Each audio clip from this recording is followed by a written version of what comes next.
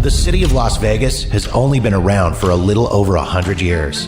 But in the time it's gone from being a small railway stop on the Union Pacific line to becoming the entertainment capital of the world as it is today, its short history has been packed with fascinating, bizarre, and sometimes tragic tales.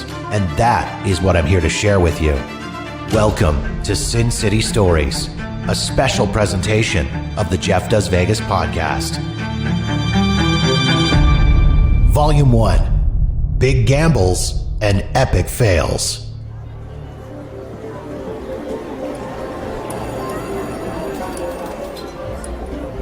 Las Vegas is a city all about gambling and taking risks. But it's not just the tourists who come here to gamble. Literally tens of billions of dollars have been shelled out over the last 30 years on the construction of mega resorts, massive hotels, and giant attractions, all intended to keep the Vegas economy moving forward, and of course to make a tidy profit for the investors behind the scenes. But in Las Vegas, as in life, not every gamble pays off. Have you ever noticed the pair of giant columns across the street from Mandalay Bay and wondered what they were for? What hotel was almost entirely built and then had to be demolished, taken down floor by floor before it ever even opened? What's up with the giant abandoned blue skyscraper at the north end of the Strip? And what stalled Vegas condo project is hiding in plain sight? That's what this episode of Sin City Stories is all about. I want to take you on a deep dive into some Las Vegas history and share some of the Strip's biggest gambles and most epic fails.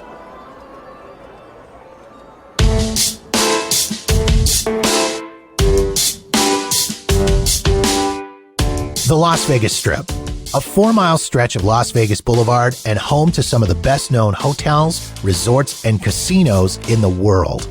But it's also a place where not everything is as it seems. The next time you're in Vegas and you're standing out front of Treasure Island, I want you to take a look across the street at the Venetian and the Palazzo. Specifically, look up above the Walgreens and the Grand Canal shops. You're going to notice something a little off with that part of the building. Namely, that it's not actually part of the building, and it appears to be made out of cloth. There's a very good reason for this oddity. It's hiding one of Vegas's biggest failures. In November 2006, Las Vegas Sands, the owners of the Venetian and the Palazzo, sought approval from the Clark County Commission to begin work on a 632-foot tall condominium tower. Construction on the project began in early 2007 on what was expected to be the Strip's most expensive residential offering. And in September of 2008, a partnership was announced with Starwood Hotels and Resorts Worldwide to open what would be called the St. Regis Residences at the Venetian Palazzo Las Vegas. The plan was for the tower to include 398 condominium units to be built at a cost of roughly $600 million. Under the deal, Starwood would manage the tower when it opened, which was scheduled for March 2010. That plan, however, was not to come to fruition. In 2007, the U.S. economy had begun a major downturn into what would come to be known as the Great Recession, which would last through to 2009. At the time the deal with Starwood was struck, there was already some questions within the Vegas community surrounding the viability of the St. Regis project. High-rise condo sales on the Strip had dropped significantly over the past year, with MGM City Center being just over 50% sold, and Trump International putting plans on hold for a second tower with just 250 of their 1,200 units in the first tower being spoken for. Las Vegas Sands chairman Sheldon Adelson downplayed the concerns, saying he didn't think the company would have any problem selling the condos with their exclusive access to the Venetian and Palazzo and high-end amenities including suites furnished by world-renowned designers and round-the-clock butler service. He couldn't have been more wrong. On the morning of November 6, 2008, just 2 months after the partnership with Starwood was announced, Las Vegas Sands warned their investors of potential bankruptcy. A decrease in earnings along with an increase in debt meant the company was at risk of defaulting on several banking agreements. As such, lenders could come after them and demand repayment. Their only option to avoid going under? Cut costs and shelve projects. One of the victims of that plan? The St. Regis Residences at the Venetian Palazzo, Las Vegas. Executives of the company announced that they were indefinitely delaying construction on the luxury high-rise condo project. At the time, it was believed an additional 18 months of work would be needed to finish it. 2.5 years after construction was suspended, Las Vegas Sands still hadn't made up their minds about what to do with the incomplete building. What they did know was that the steel skeleton was an ugly reminder of an unfinished project, and they needed to do something to cover it up. In June of 2011, they shelled out $1 million for a giant cloth wrap printed to look like the rest of the exterior of the Venetian and the Palazzo. According to a company spokesperson at the time, the cloth wrap was intended to be a stopgap until a decision was made regarding the project. Michael Levin, the president of Las Vegas Sands at the time, had a view of the unfinished tower from his office and stated that he couldn't stand looking at the steel. He also realized that guests using the pool at the resort were looking up and staring at the unfinished structure, so the decision was made to put the wraps on it, and it's been there ever since. So, what's to become of the unfinished St. Regis Residences tower? In April 2014, Levin said that money was no longer an issue in completing the project. In an interview with the Las Vegas Review-Journal newspaper, he said, quote, "It's not a financial decision anymore, but we want to do the right thing." Because of all the uncertainty surrounding the high-end, high-rise residential market, Levin said it was unlikely the tower would be completed as condos. Las Vegas Sands explored the possibility of finishing the tower and opening it as timeshare properties, or turning it into a third hotel casino with its own entrance, but neither option was feasible. Also considered was finishing the tower as a hotel expansion for the Palazzo and Venetian. But as it stands today, the tower remains incomplete and covered by the aforementioned facade.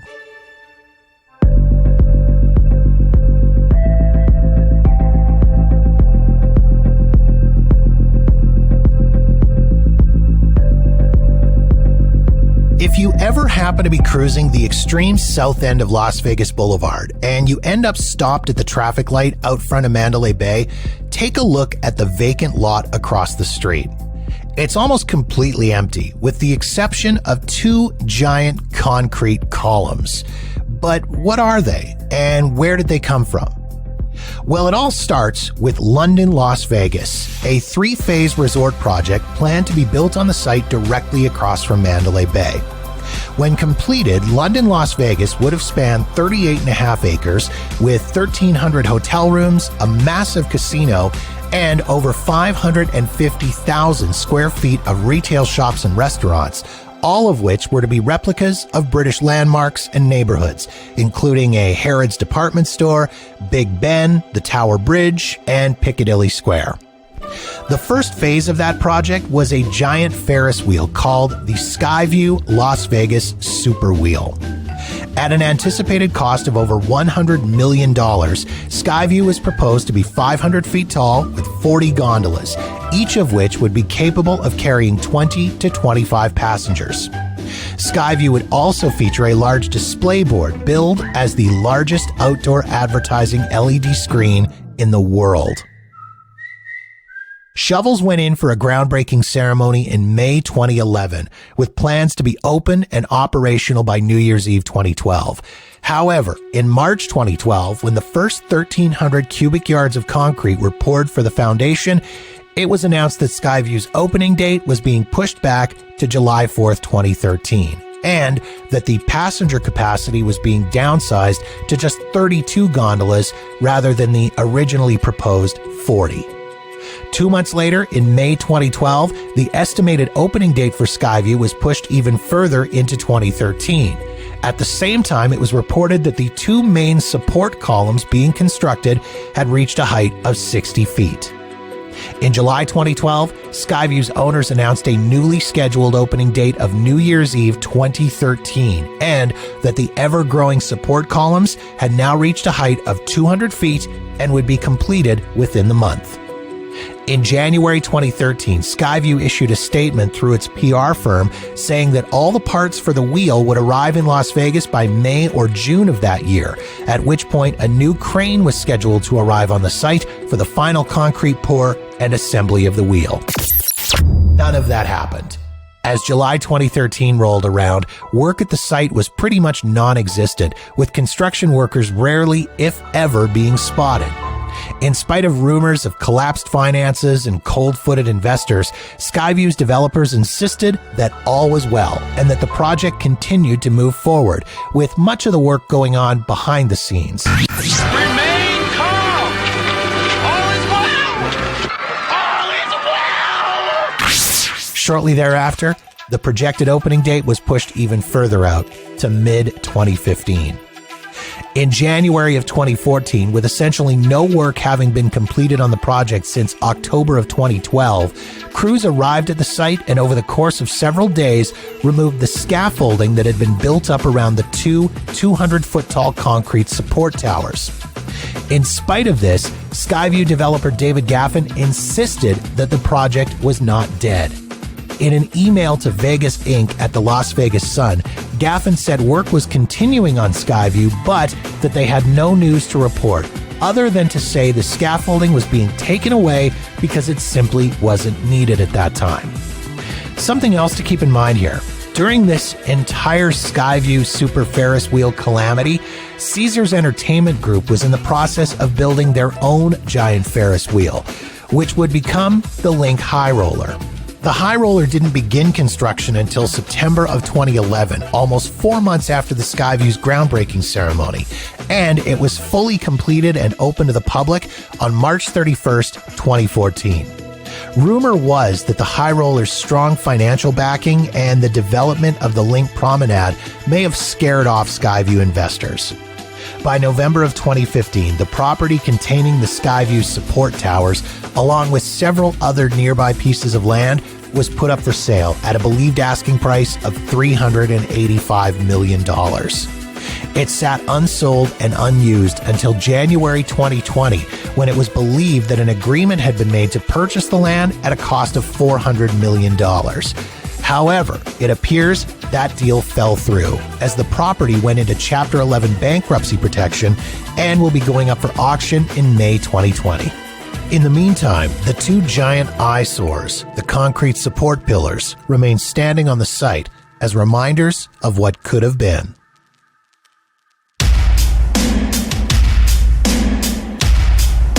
Hidden behind a tall wooden wall, on the skywalk between the Cosmopolitan Hotel and the shops at Crystals, is the site of one of the biggest screw-ups the Las Vegas Strip has ever seen.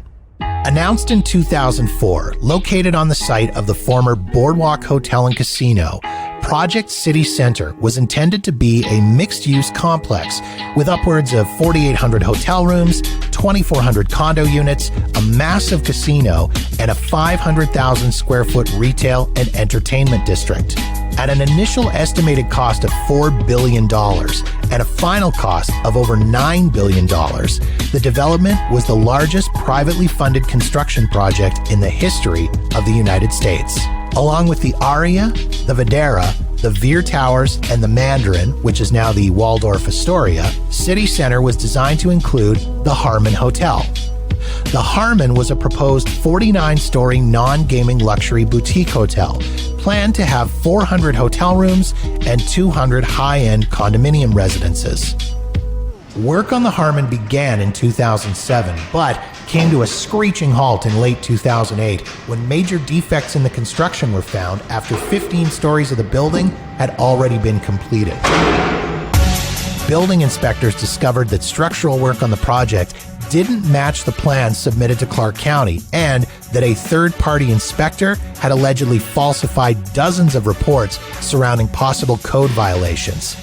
The issues involved improperly installed steel reinforcing bar, otherwise known as rebar. As such, in January 2009, MGM Resorts, the developers of the Harmon, made the decision to scrap the planned 200 condo units, almost 90 of which had already been spoken for, and to cap the tower at 28 stories rather than the originally planned 49. After the redesign, the exterior of the building was completed in 2009, and interior work on the Harmon was to continue through 2010 to completion.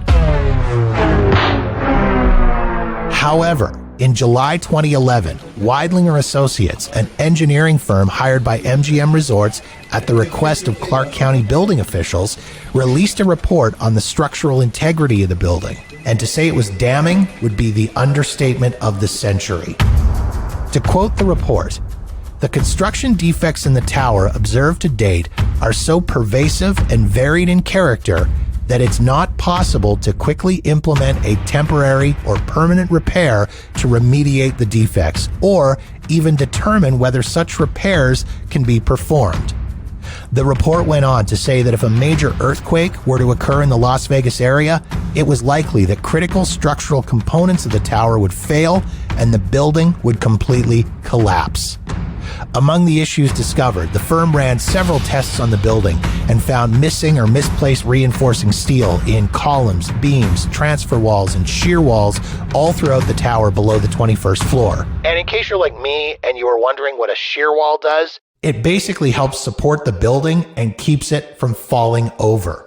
It was also determined that the stirrup hooks, the ties that hold rebar together, were spaced incorrectly, with some even poking out of the concrete floor slabs, prompting workers to use blow torches to cut them off so that they wouldn't show. To summarize, the Harmon was virtually unrepairable. On August 15, 2011, MGM announced plans to demolish the building, and following a long legal battle with their contractor, the order to bring down the Harmon was approved in April of 2014. However, unlike other high-profile Las Vegas hotel demolitions, this one had to be completed in a slightly different manner. Because of the position of the Harmon, with its close proximity to other buildings, including the Cosmopolitan Hotel and the shops at Crystal's, it couldn't be imploded. It was going to have to be taken apart, brick by brick, floor by floor by floor. In June 2014, the long process of dismantling the Harmon began and was completed in the fall of 2015 at an estimated cost of $11.5 million. Side note, it was estimated that the cost to repair the Harmon, if it had in fact been repairable, was somewhere in the area of $20 million. To this day, the site where the Harmon was built remains vacant and tucked away from public view, with no word of what may eventually be built in that location.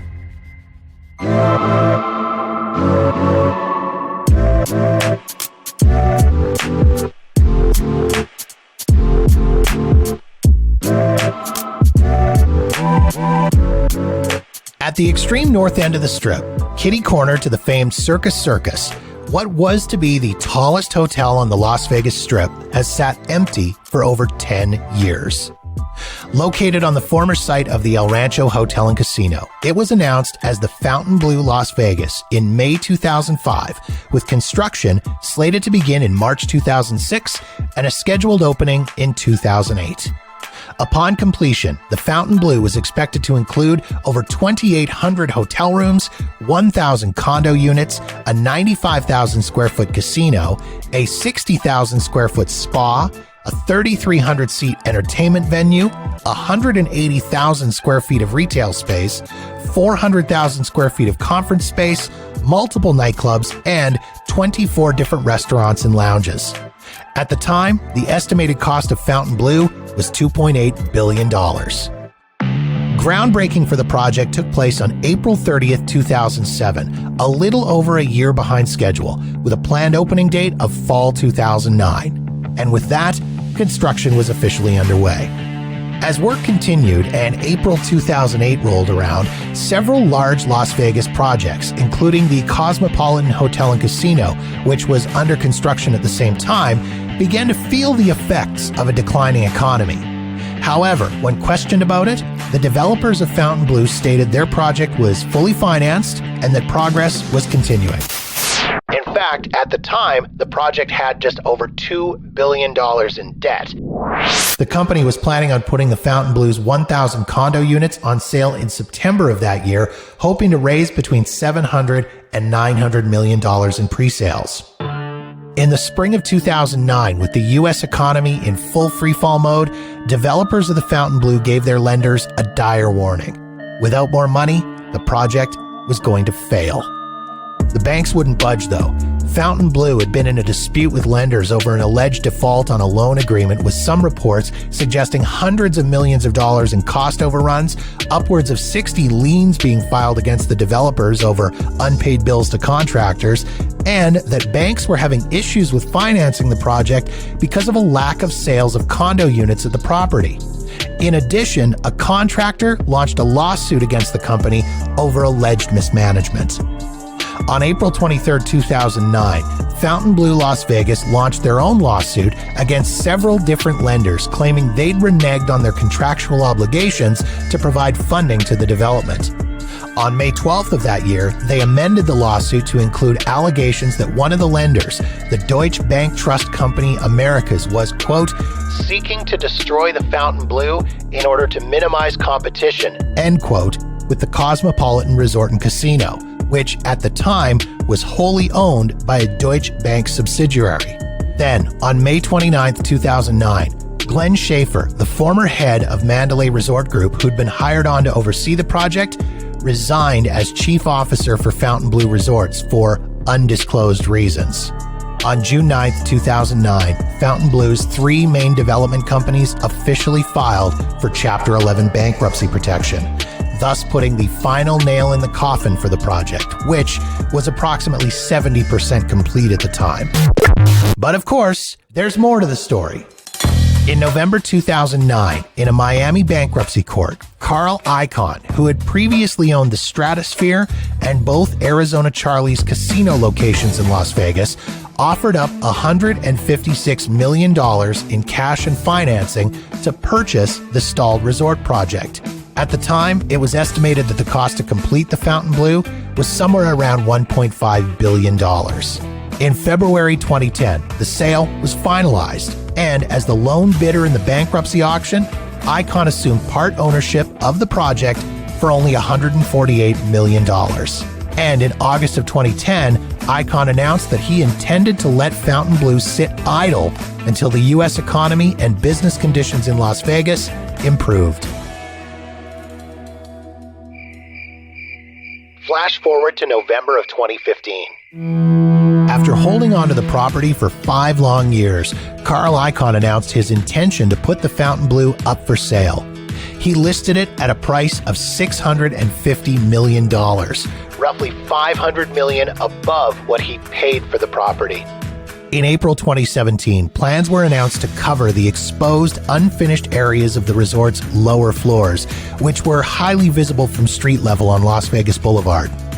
Long considered to be an eyesore by tourists and a sad reminder of the economic crash of the mid-2000s by locals, $2 million was spent on cosmetic wrapping to cover the unfinished buildings. That project was approved and work on hanging the coverings began in July of 2017. 1 month later, in August 2017, it was announced that Fountainbleu had finally been sold. A pair of investment firms from New York City, led by developer Steve Witkoff, purchased the property for $600 million, with plans to rename the resort. They also revealed they were going to waterproof the buildings immediately and start working on extensive redesigns of both the interior and exterior. The plan was to resume construction in 2018. In February 2018, a partnership with Marriott International was announced, along with the resort's official new name. No longer the Fountainbleu, it would be known as the Drew, to be named in memory of Steve Witkoff's late son Andrew, who'd passed away from a drug overdose in 2011. At the announcement, Witkoff said he intended to have the Drew open to the public by late 2020.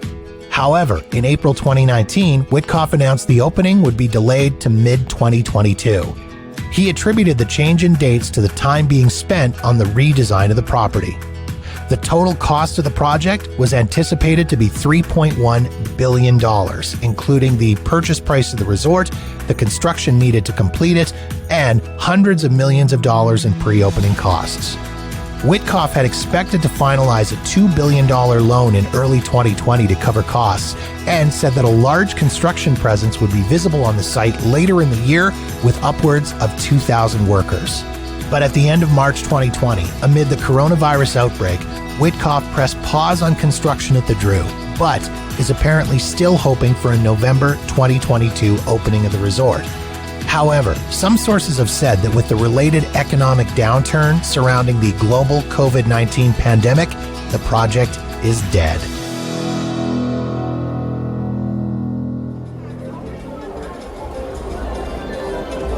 I hope you've enjoyed this journey up and down the Vegas Strip, highlighting some of the biggest busts in Sin City history. If you want to learn more about these epic fails, be sure to head to the website at jeffdoesvegas.com and check out the show notes for links to these stories and more. And make sure you check out the Jeff Does Vegas YouTube channel for exclusive video content as well.